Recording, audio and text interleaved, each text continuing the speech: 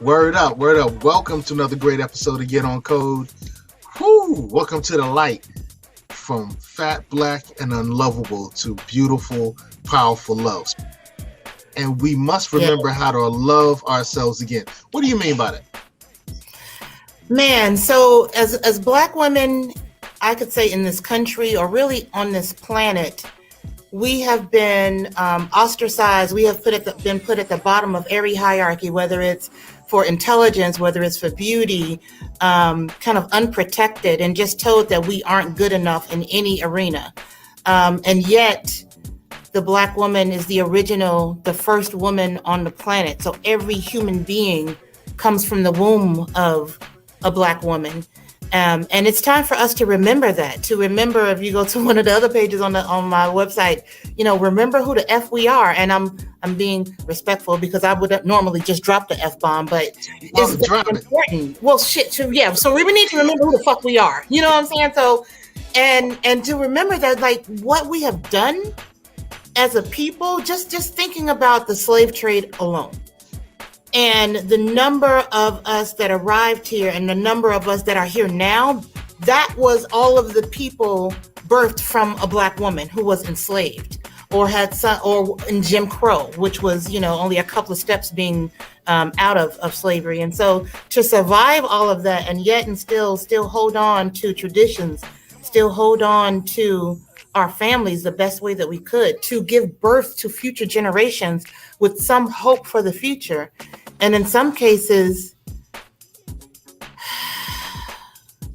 knowing that we didn't want our children to be enslaved, there were women who made the decision that they were not going to be enslaved and ended their life and their children's life. And so, man, this country, this world, much of it has been built from the wombs of a black woman. And we ourselves first have to remember how dope we are and then command and demand that from elsewhere. In one of the chapters, I go through the stereotypes of black women. I start off with, I call it, I don't even remember what I call it. Something about Bunny DeBarge. Basically, if you're not white, you better be as close as you can get to being white. Which, back in the 80s, it was all about Bunny DeBarge and the DeBarges, you know what I'm saying? And so, what that felt like being a little girl and like, and then, I looked at and I talk about this in the book, and I look at the doll test and how it is so easy for us to gravitate towards what's pretty and beautiful in terms of what's beat into our minds, and it looks nothing like us. And that is like some for real decolonizing the mind that most of us don't even know is there because it's so insidious. It's just, it creeps in on everything. Like one of my favorite shows was Give Me a Break. Neil Carter. If that wasn't a damn modern day Manny, I don't know what was. Like, look at him. Like, for really? Like, no wonder. I'm like, I had so many issues. And then it was like, damn, well, can I be a video hoe? Okay, not even that. It's like, I grew up in the 80s, so that was a real thing. But so that's what I talk about influences. Like, we don't take into account all of our influences throughout our lives and how our minds are shaped by the things that we do take in, the different type of programming that we partake in. So it influences everything. And you see the influence that we have now. So it's like, okay, whereas we don't want them to be role models, those are the people who are going to ultimately influence this generation that's coming up. So we can't just pretend like it's not going to take place or that it's not happening. Like you said, I don't want Cardi B to be the influencer for my child. I don't want Meg and all them twerkers. Like, everything you listen to on the radio is about twerking. Like, we don't have anything else to offer besides our ass. But here's the thing, I will say to that, it's not that I don't reject Cardi B and Megan Thee Stallion, because to me that's a part of us. It's not all of us. The problem gets to be when the assumption is, okay, that's what black women are about and that's it. But no, yes, we can drop it like it's hot and we can twerk it, because also that has some indigenous ancestral ties as well. We've made it sexual, but it's a real thing. We have conjured up so much power just by the way a black woman's hip will move to be. Man, I just was at a bembe last night on Juneteenth in Houston, 40 minutes away from where those final I won't say final, but the last large group of our ancestors found out that they were freed. You can't tell me that the twerking that was going on at that bembe last night wasn't conjuring. A lot of ancestors were showing up and showing out. However, when it's commercialized and it's shown in a one-dimensional way, and I'm going to make a real jacked up ass comparison, it's kind of like cocaine. There was a time when people chewed the coke leaves and it gave you energy. People could keep doing what they doing, but then them fools went in there and extracted the one potent extract from it, and then it's deadly.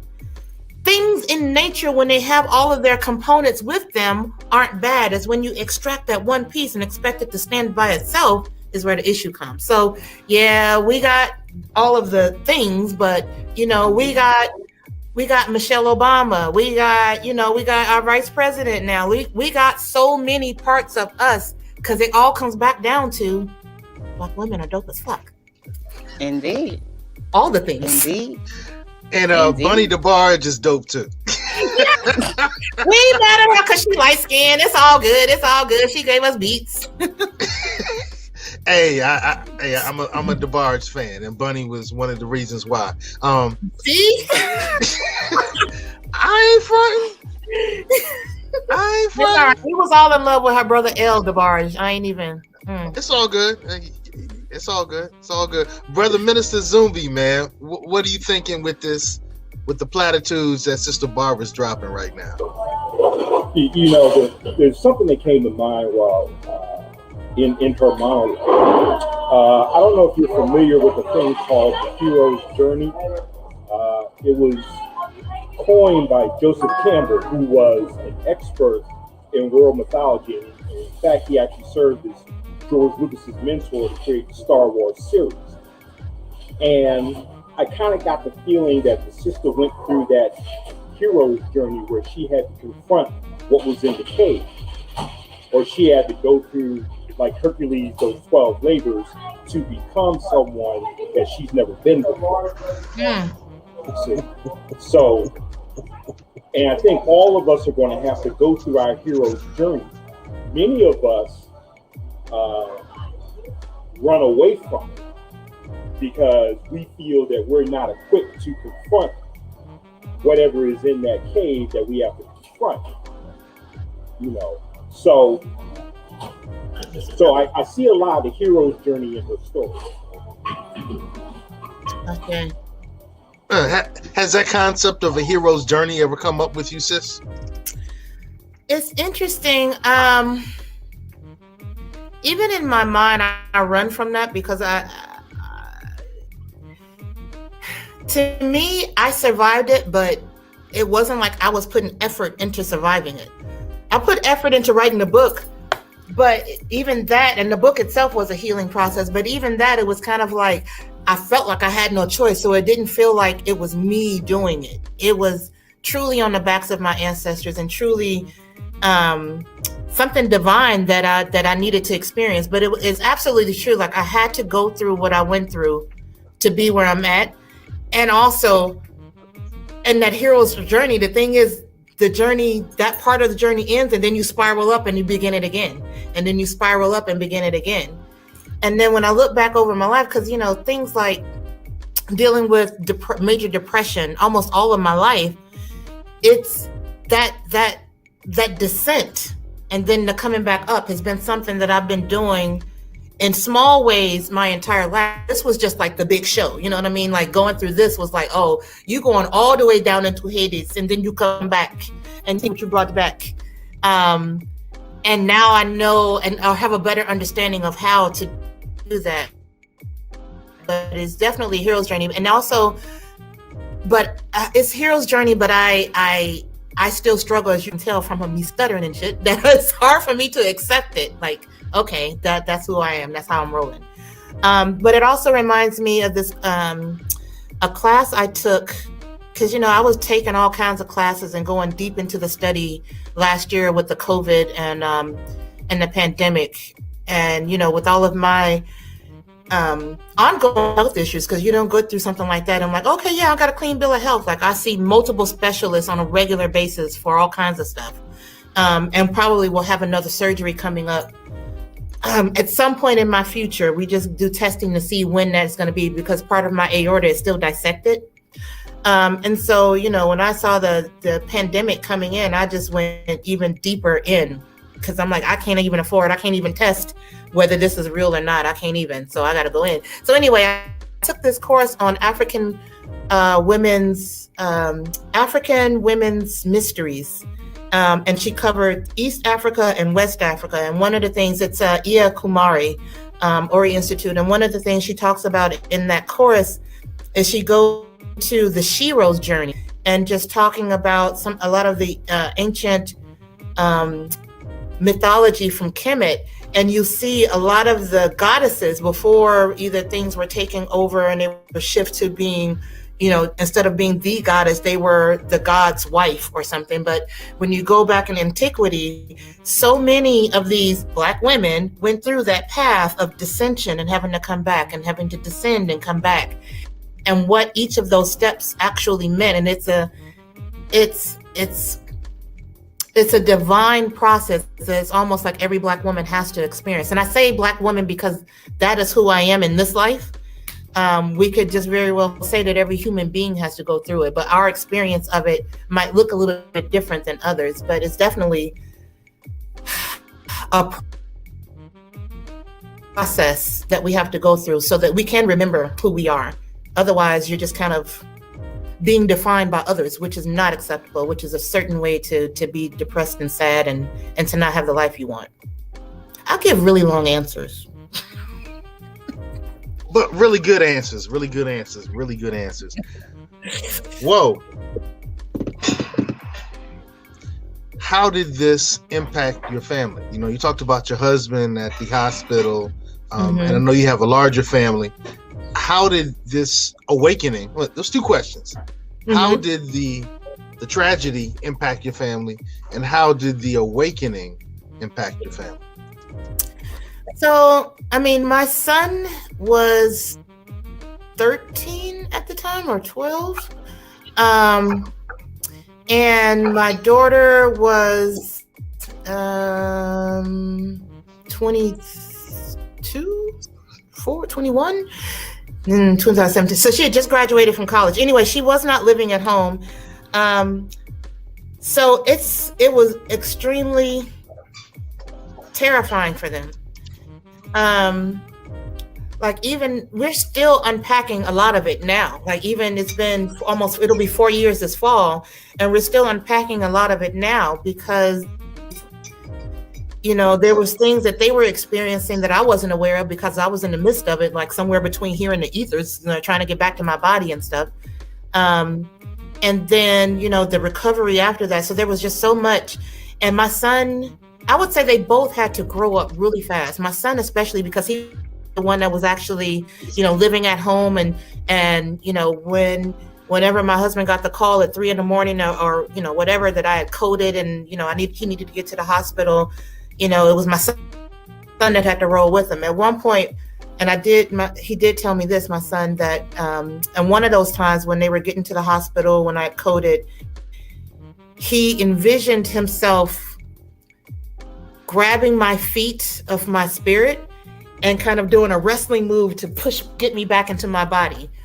And, I don't take that lightly because, given what I believe in the spiritual practice that I have no doubt that all of them played a key role in me and anchoring me here, and giving me a way to come back. I don't remember, people say that, some people come back from near-death experience and have a memory of what it was. And I don't have a clear memory of that. But I have no doubt that the love and the prayers and, even that wrestling move my son did helped me to know I got to get back into my body. I need to come back here. My babies need me, even though they're not babies, but they still need me here. And I'm super thankful. Since then, my husband and I have divorced, but we are still really good friends and really close. And I'm so thankful for him throughout all of that, because he was the one that was there when my aorta tore and I was at home. He was the one who looked at me and was like, because man, I was in there talking about, I think I might have gas.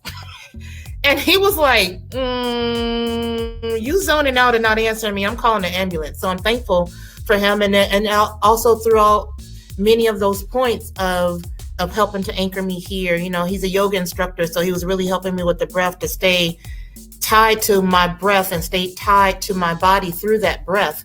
And so super thankful, but it was absolutely traumatic for him as well to see me dead or dying that many times. And, you know, he's still unpacking that shit. And shit, we all are. And you know, my mother since has passed away, was actually already passed away. She passed away in 2006 from heart disease related issues. And so, what I understand is that my father didn't know much about what happened until after the fact, because my sisters made the decision not to tell him because he probably would have lost it. I am the youngest child, his youngest child, named after his only son that drowned before I was born. And so to have lost his only son, to have lost his wife, and then to have his youngest daughter kind of hanging on for dear life, they didn't think he would have been able to handle it. And so he didn't find out until after the fact of what was going on. But I look at it as like this major pole shift for all of us in different ways, and how that will turn out is still yet to be seen. Shit is still yet to be seen of how fully, and all of the things that come from me out of this, but especially my children. You know, I know for a fact they are just way more mature and sensitive than they potentially would have been. My daughter calls me and checks in on me. She lives in LA, so she checks in on me on a regular basis, and I have to have really open, clear communication with them, because, you know, little health issues that I may have been having along the way, my daughter got in my ass like, I didn't know you were having high blood pressure. I didn't know you were having this. Why are you keeping shit from me? So now I got to be real open about what I'm experiencing and where I am, because these are my children, and they want to know that I'm okay, and they want to not be in the dark when something happens. And so now I overshare. They be like, okay, TMI. So now I have to be like, do you want to know this part of this thing? And I'm talking about all things, not just health. I like tell them everything, and sometimes they like enough. So yeah, it was a major shift for all of us, and I think the shift is still happening. I noticed that some of the photos that I've seen on your Instagram, like this one in particular, this one is fire, by the way. Oh, shit. Ooh, yeah. So when you want me your to spirituality, yeah, go there, Ashe. So, well, this picture in particular, it was obviously it was after I'd survived it all, and before I went in, I was dancing. I did Afro-Brazilian dance and Afro-Cuban dance with two different teachers, and this was Afro-Brazilian, and I was dressed and doing a dance for Iemoja, who is the mother of us all, really. And I think her name means mother of the fishes, or mother of all the fish, Iemoja. And she is the ocean. And so in Nigeria, Iemoja is a particular river, but as the diaspora, as we've come across that water in the slave trade, they say that Iemoja came with us, and is now, when we think about her in the diaspora, whether it's in Cuba or it's in Brazil, she is the ocean. She carried us and she nurtured us despite everything that we were going through and what we were experiencing. She carried us. And, you know, in my mind, in many ways, because, you know, we take these energies that exist in the cosmos. They exist in the world. They exist in the ethers. Iemoja is coordinated or considered to be represented by the moon. So every Orisha has an astral body that also represents that energy. And so how brilliant were our ancestors to look at the moon, to look at all of these forces of nature, to look at all of these energies and how they work and how they influence people, and start to give them names and start to give them human qualities. And so when we think about Iemoja, we usually think about this large nurturing mother with large breasts that can nurture all of the children of the world. And the thing is, not to make it a stereotype, but this idea that, okay, I can actually take this concept of mammy and apply Iemoja to that and take that shit back. It is no longer about being a slave. It is about the woman that nurtured all the children. It is about the woman that nurtured the children who were enslaved, as well as the slave master's children who would one day, that she would eventually have to call massa. That is motherhood on a level that no human can possibly ever understand. That's Yimoja coming through. And so that's what I was dressed as and what I was dancing in that particular costume is from Candomblé, a Brazilian aspect of Ifa, or of the spiritual tradition. But she may look a little bit different depending on where in the diaspora you are, but the concept and the energy is the same. Okay. I believe that I must heal for my ancestors to heal. The emotional pain I feel is not just my own, but theirs as well. That's intriguing. Talk about that. Ooh, man, that's really funny that is what I experienced last night at this bembe. And I've been trying to think about the words to explain what I experienced last night, but at one point I would say I felt every bit of sorrow and pain from every woman that had lost a child in the slave trade, as enslaved, or had taken their own life or taken their child's life rather than be a slave. I felt all of that and wailed for it. And I know, that we know epigenetics, okay? If we want to use our scientific kind of logical mind, we know epigenetics is real. It has been proven. And most times they did the research based on the Holocaust.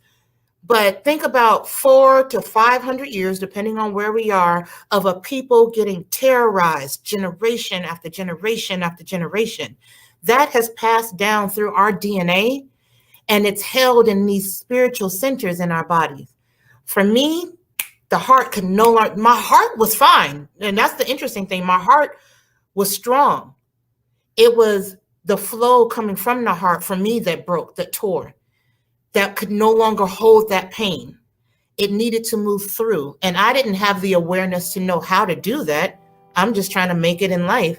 And so that's why that walking through and into that pain, wherever it is. And, for a lot of women, whether it might be fibroids, or it may be an inability to conceive, or it may be lung issues, wherever those issues are in your body, you got to walk into that, because I can almost guarantee that there's an ancestral pain that's locked in there that's seeking release. And until we do, it's going to only manifest in health issues that force us to give it attention, that force us into it, hopefully, because we're really good at ignoring some shit. And so the beauty of it is that when you realize that, and part of me understanding it is that I'd had a reading before all of this happened, before I even got my hand to be 5 that year. I'd had a reading, and Baba Femi on the mat said, your ancestors want you to write. They said it's going to be important for you, for your healing and for theirs. And I was like, what? Okay. But then going through what I went through and going through this and writing the book, I got it. I was like, they got some shit they want to express. And I am their child that is here on earth with fingers and a mouth that can actually do it with them. So as I do it, they do it, and we do it together. And they feel a release. And I felt a release last night that they were finally able to express, and I was able to work with them and say, now we release it and we let it go and we can rejoice. Because like I said, as I learn how to do something and break through it, I want to teach others on how to do it as well. And a lot of times this is the kind of work that there's personal work, but there's also community work. So if you can do, break through these barriers with a group of other Black women or other non-Black women, because I would do those separately, it makes it, I won't say easier, but anything that you're not doing solo completely by yourself, it has more power to it. So you're able to get a little bit further. So those are some things. If you go to my website and just join the tribe, which is basically my email list, and when those things are out or available, you'll be able to get more information about it. Church finger down. Okay, I can talk now. Yeah, so if you go to her website and join the tribe, you can catch up with Barbara Pamplin. and all these magical things are going to happen. Ooh, magical. I like it. Yep. You saw that, right? Confetti. Oh, I love the sparkles. You know who I am. Thank you. I feel seen. I truly feel seen. All right. Hey, I want to shout out King David, who says Black unity, and I know he meant to use the Y instead of the E, is the only answer. I actually think it's empowerment. I think empowerment is the answer. And I'll say it one last time. Empowerment is the answer. So get empowered, seek empowerment, teach empowerment, pass on empowerment, leave a legacy of empowerment. And thank you for watching the Get On Code show. Oh, this was great. This was great. Ooh, this was great. This show was brought to you by Positive Vibes Incorporated, our consulting services. We do credit fixes. We do tax resolution. We lend private money and debt consolidation. So if you need some of these services, we're waiting here for you. Credit fixes, tax resolutions, private money, and debt consolidation. Make sure you call Positive Vibes Incorporated.